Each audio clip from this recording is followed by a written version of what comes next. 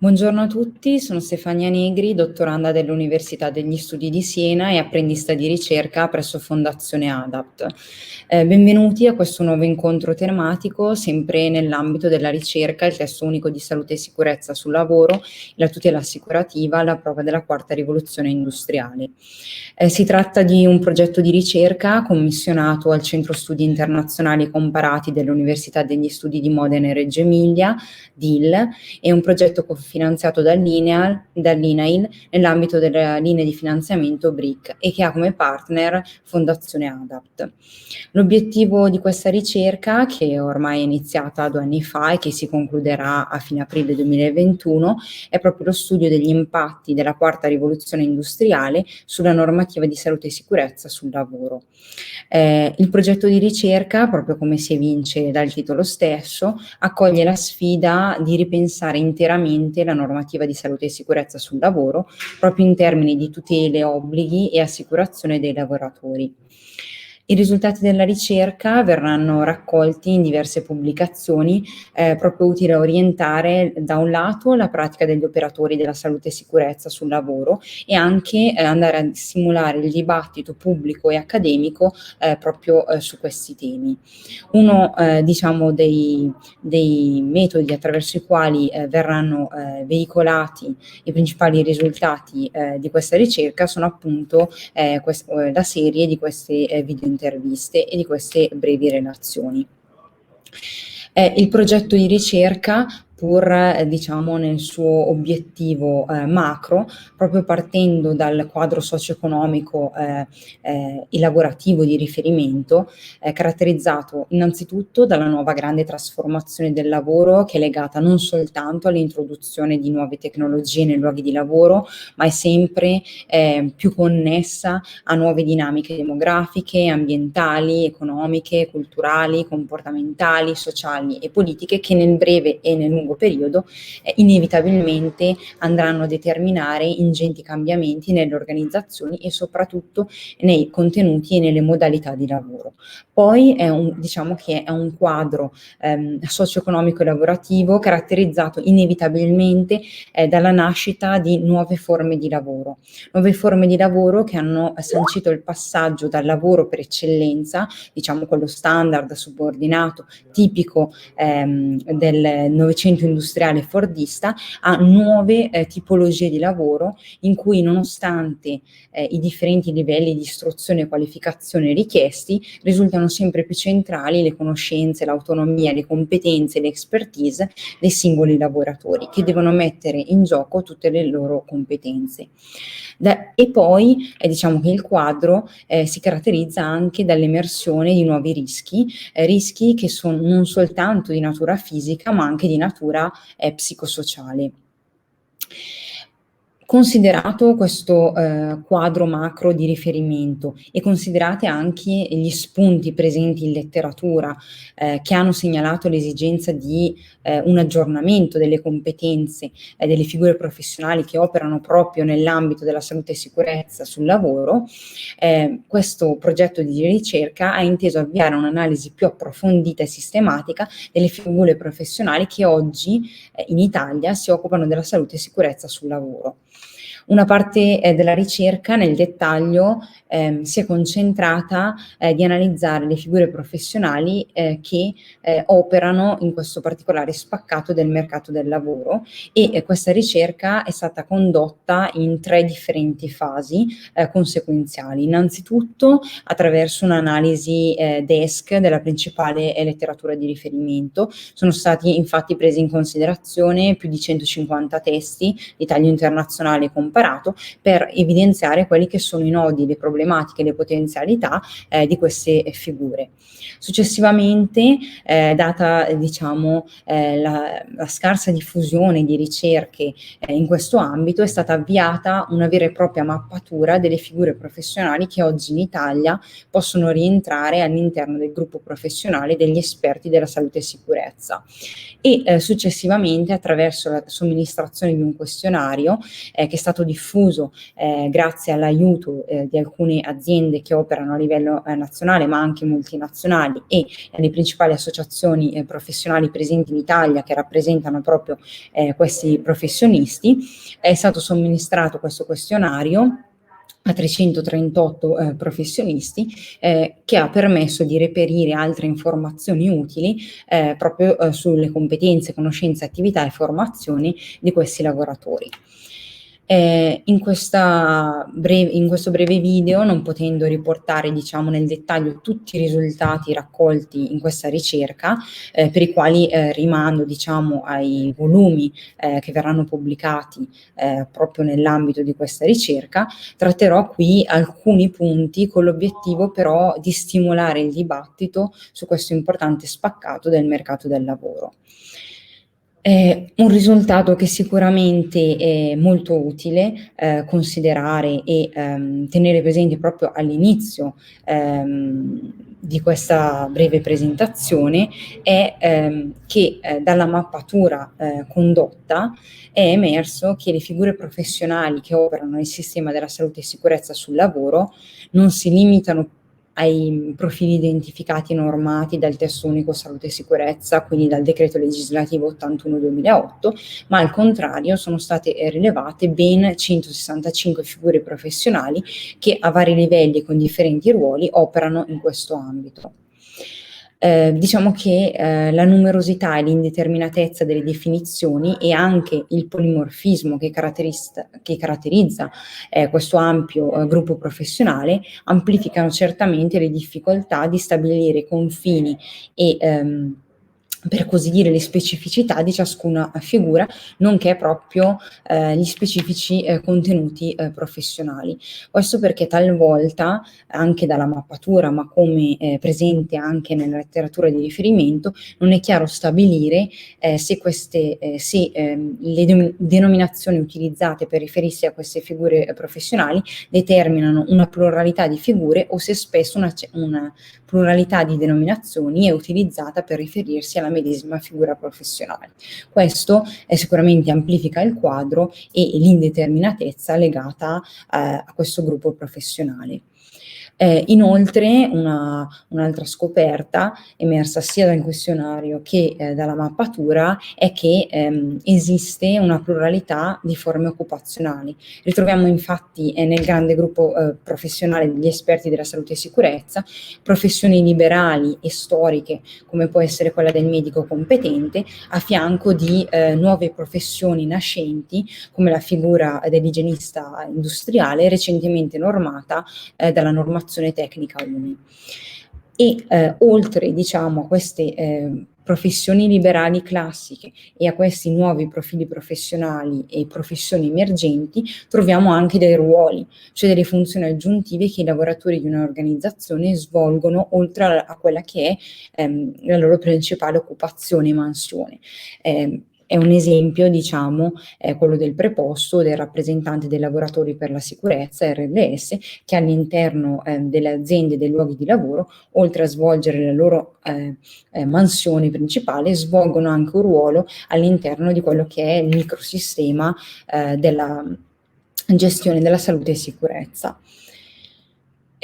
Un affondo su cui si è insistito particolarmente in questa ricerca, proprio anche a fronte di quanto emerso dalla letteratura di riferimento, è il nodo della formazione. Infatti si è registrata in Italia la compresenza di corsi, diciamo, e percorsi professionali che si differenziano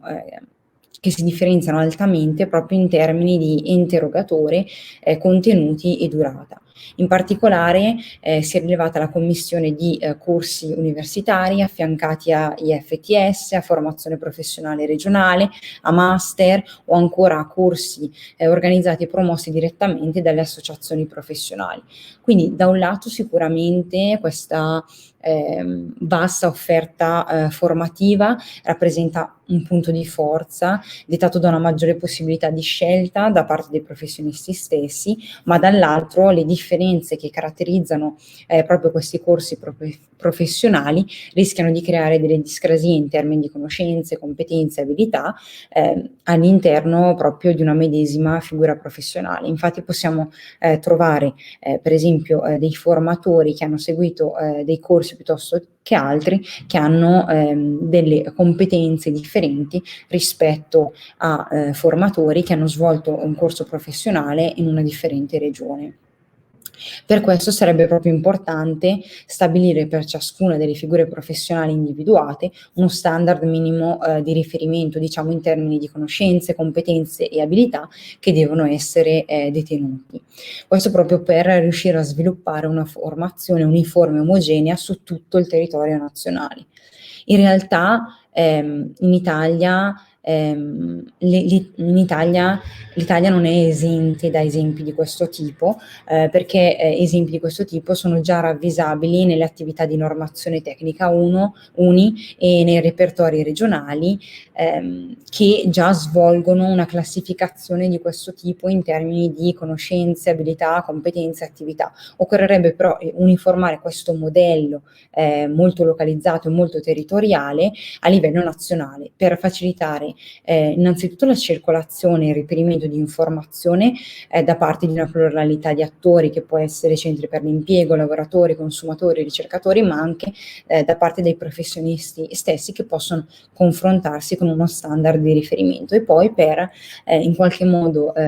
garantire una maggiore circolazione di questi professionisti tra le varie realtà aziendali esistenti. Dunque si delinea come essenziale un assoluto ripensamento della formazione che quindi non dovrebbe essere limitata a meri adempimenti normativi come accade attualmente, che si limita diciamo a sporadici, isolati momenti privi di qualsiasi connessione con il contesto aziendale e la professionalità di ciascun partecipante, ma quindi al contrario occorrerebbe proprio sviluppare una formazione che diventi parte integrante del percorso lavorativo e professionale degli esperti della salute e sicurezza. Da questo punto di vista ci sono numerosi studiosi che hanno proposto di sviluppare proprio una formazione che parta dalla scuola dell'obbligo nell'ambito della salute e sicurezza in modo che tutti divengano più consapevoli di questi aspetti.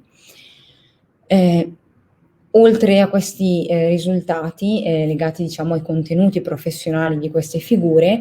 consultando l'elenco delle associazioni professionali curate dal Ministero dello Sviluppo Economico, MISE, è emerso che le figure professionali nell'ambito della salute e sicurezza godono proprio di un vasto sistema di rappresentanza che ad oggi è costituito da 27 associazioni professionali.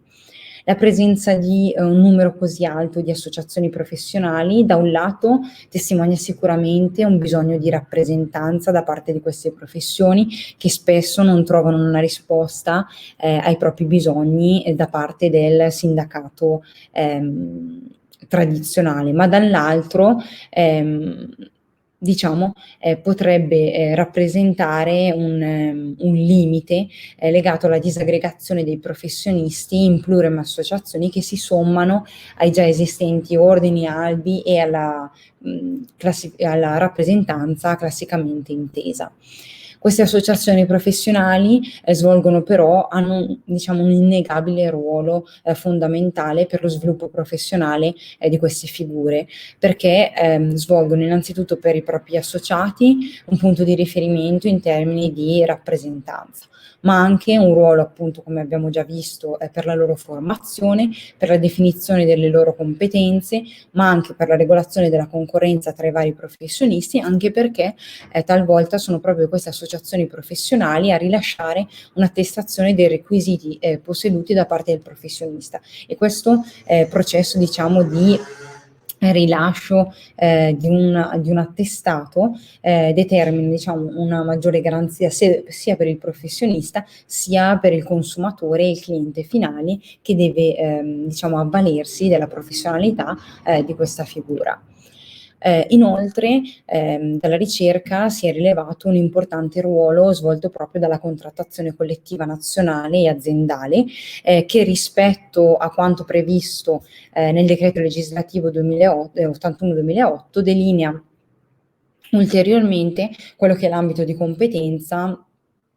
dell'RLS, precisando quelli che sono i suoi diritti e le attività in cui è coinvolto. In aggiunta, è proprio la contrattazione collettiva ad avere individuato una nuova figura professionale, quella del rappresentante dei lavoratori per la salute, sicurezza e ambiente, che di fatto amplifica alcune competenze previste dal testo unico per l'RLS, riconoscendogli però competenze nell'ambito della salvaguardia e della protezione dell'ambiente esterno e proprio lo svolgimento di attività legate alla valorizzazione di buone prassi e la formazione legate proprio a tematiche ecologiche. In generale, proprio a fronte del cambiamento del lavoro e delle sue modalità di espletamento e riconoscimento, per questo gruppo di professionisti sono necessarie più competenze e più conoscenze rispetto a quelle attualmente detenute, che sono proprio in alcuni casi molto legate a quanto previsto dalla normativa di riferimento. E quindi in molti casi queste competenze sono obsolete rispetto a quanto viene richiesto dall'evoluzione in atto nei contesti di lavoro. Tra le competenze necessarie si segnala innanzitutto lo sviluppo di una nuova consapevolezza sull'esistenza e dei rischi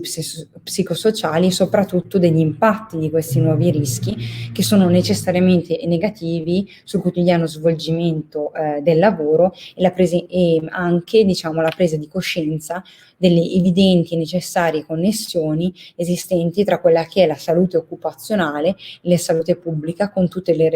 ricadute pratiche del caso. Ricadute che necessitano sempre di più di una instaurazione di nuove relazioni tra gli esperti della salute e sicurezza che operano attualmente negli ambienti di lavoro con figure esterne ai processi di lavoro e quindi ai contesti aziendali, quindi in generale la salute occupazionale, come può essere per esempio il medico di base. Quindi a fronte di un'amplificazione di quelli che sono i rischi e i bisogni dei lavoratori, una commistione e una maggiore comunicazione tra le due figure, quella del medico competente e quella del medico di base, aiuterebbe sicuramente a innalzare il livello di equilibrio del sistema di salute e sicurezza nei luoghi di lavoro che come evidenziato in altre video interviste sono sempre più diffusi sul territorio e sono sempre più ben lontani da quella che è la classica struttura produttiva della fabbrica fordista. Proprio per garantire questi specifici bilanciamenti, per garantire processi di lavoro più sicuri e salubri, questi professionisti dovrebbero detenere una maggiore capacità di collaborazione con soggetti di varia natura per avere sempre un quadro completo dei rischi e delle attività. Per affinare diciamo, tali relazioni e renderle stabili e durature nel tempo, serve proprio potenziare quelle che sono le competenze interdisciplinari di questi lavoratori, affinando al meglio le competenze trasversali e il lavoro di gruppo, ma anche competenze tecniche e specialistiche che servono per poter gestire la complessità esistente.